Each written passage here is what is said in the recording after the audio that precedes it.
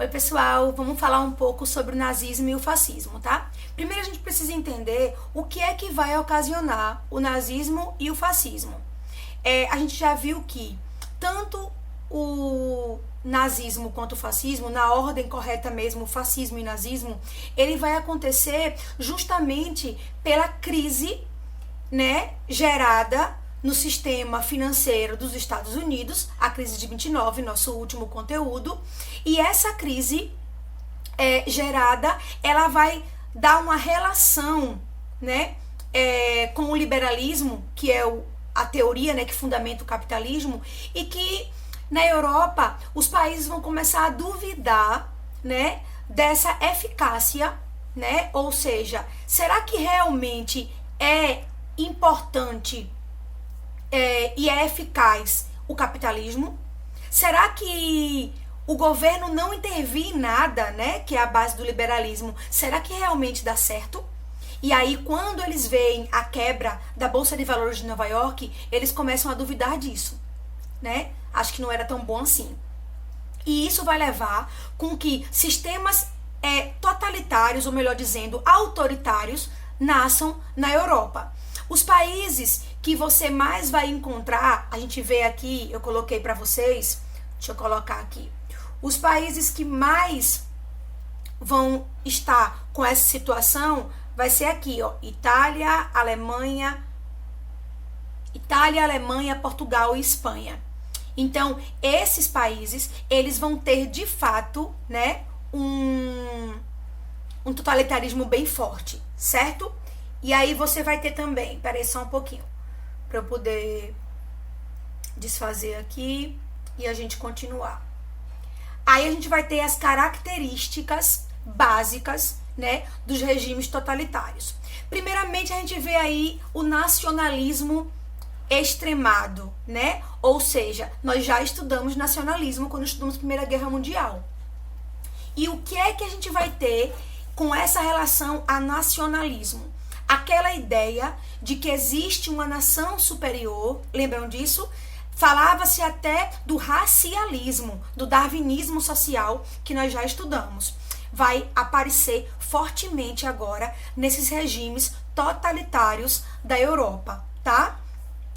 No mesmo período, certo? Em que vai acontecer também a crise do sistema financeiro nos Estados Unidos, mas começa a acontecer até um pouquinho antes, tá? Na década de 20, isso já era algo consolidado na Europa.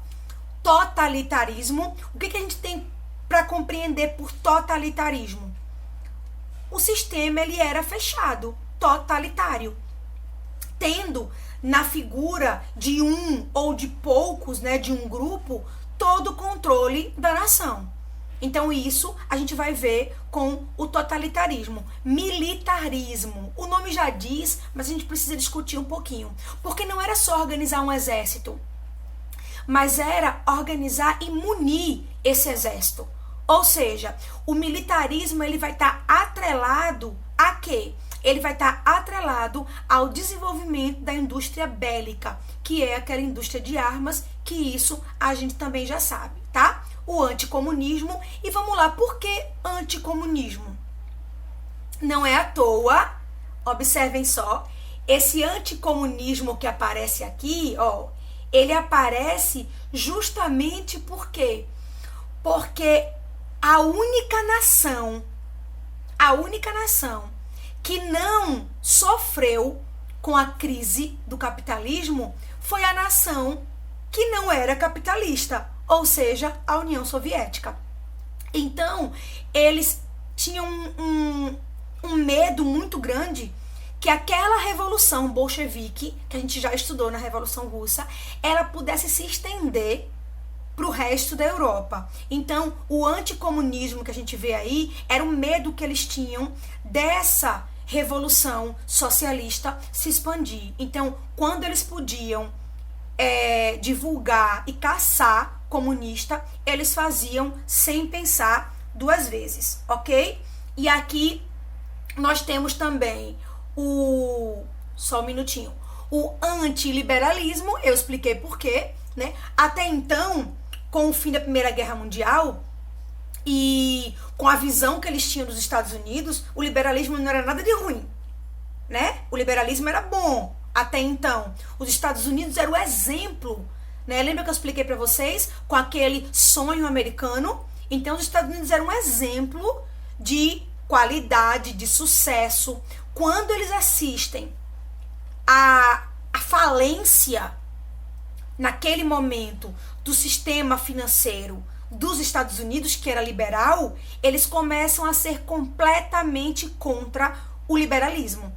E aí isso, a crise, alimenta o discurso deles de dizer o seguinte, olha aí, né? Nós temos que cada vez mais, olha só, cada vez mais fortalecer o nosso ideal de nacionalismo, esse de antiliberalismo, porque eles acreditavam que só assim eles teriam um governo totalitário, organizado e capaz de liderar a nação, levando ela rumo ao progresso, tá? A gente vai ter também aqui o unipartidarismo, claro, né? Eles não tinham nenhuma intenção em abrir, né, o controle político. Então, se eles tivessem outros partidos, eles seriam pluripartidaristas,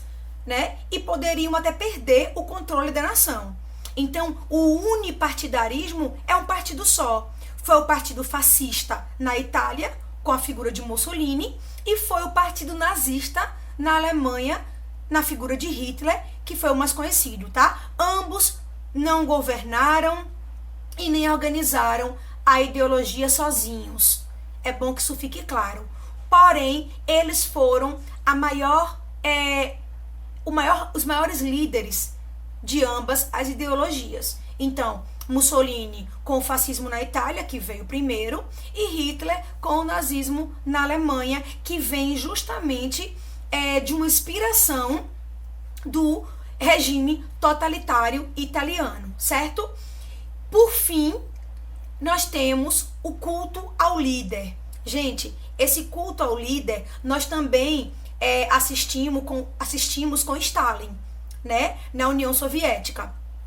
Ou seja, nós podemos dizer que o culto ao líder é uma característica da ditadura, qualquer que seja ela, certo? Seja ela socialista, seja ela capitalista, seja ela fascista, nazista. É uma tendência dos ditadores, isso desde o antigo Império Romano. É uma tendência dos ditadores o culto ao líder. Por quê?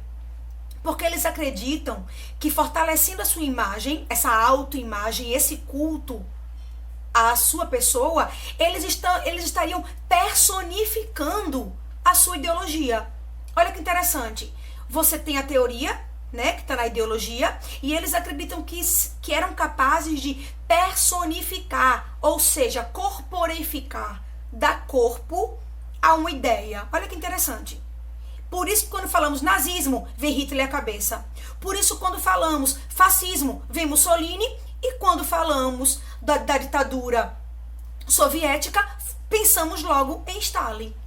Isso é corporificar uma ideia. Isso é dar corpo ou uma personalidade, personificação de uma ideia. Isso é muito interessante, né? A gente vai estar discutindo isso nas próximas aulas, mas o que eu quero apresentar para vocês é justamente isso.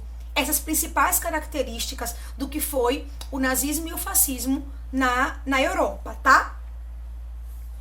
Então,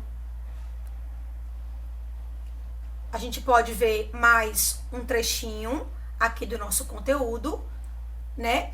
Onde fala sobre outras características que são a propaganda do governo. A propaganda é a alma do negócio. Também falamos muito sobre isso. Agora, a intenção, tanto na Itália quanto na Alemanha, é levantar não só a figura do seu líder, mas como também declarar que aquela ideologia ela é a melhor. Ou seja, o fascismo salvaria a Itália da crise, do pós-guerra, bem como o nazismo traria glória para a Alemanha num período tão difícil, gerando emprego, moradia. Então, tudo isso vai ser muito importante dentro da propaganda desses sistemas, né, de governo totalitários. Educação dirigida. O que é a educação dirigida? Só é dito, só é falado, só é apresentado, só é proposto nas instituições educacionais aquilo que o governo permitir. Isso é uma educação dirigida, certo? Seria o que a gente fala hoje como doutrinar. Doutrinar não é você apresentar para o aluno algumas ideias, né? Explicá-las e deixar que ele reflita. Doutrinar é quando você só tem uma proposta para o aluno, sem deixar que ele tenha possibilidades de pensar sozinho e de refletir. O corporativismo, que você vai ter bem forte no fascismo, por isso que tem a UF. E o que é esse corporativismo? É a intromissão total dentro do meio trabalhista, né?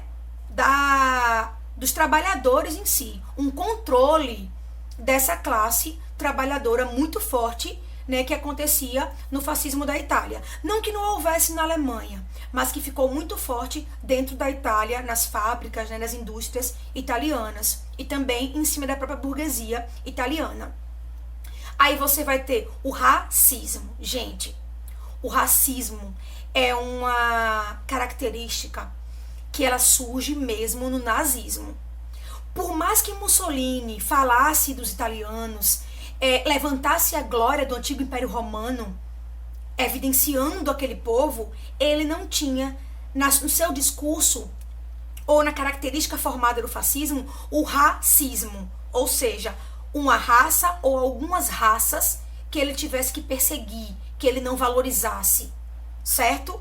O racismo, ele vai ser muito forte no nazismo, e é aí que entra o antissemitismo, que era aquela caça incessante aos judeus. Falaremos sobre isso em outras aulas ainda, aprofundando o conteúdo. E aí, por último, para esse nosso momento de agora, nós temos o expansionismo territorial. Também forte no nazismo, porque a Itália não fez isso, mas o nazismo sim, né? A primeira coisa que Hitler faz quando se sente organizado, né, dentro do governo alemão é a anexação da Áustria, seu país.